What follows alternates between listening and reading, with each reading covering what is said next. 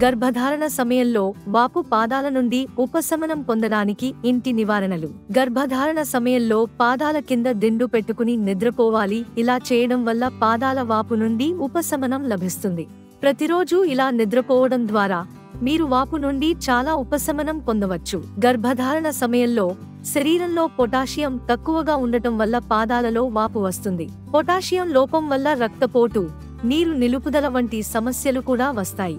వీటిని నివారించడానికి బంగాళాదుంపలు, అరటిపండ్లు, దానిమ్మలు, పిస్తా పప్పులు వంటి పొటాషియం అధికంగా ఉండే ఆహారాన్ని తీసుకోవాలి. శరీరంలో ఎలాంటి వాపులు రాకుండా ఉండటానికి మిమ్మల్ని మీరు హైడ్రేటెడ్ గా ఉంచుకోండి.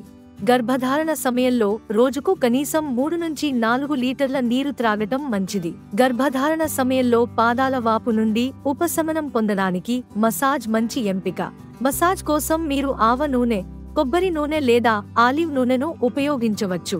రోజుకు 2 నుండి 3 సార్లు మసాజ్ చేయడం వల్ల త్వరగా ఉపశమనం లభిస్తుంది.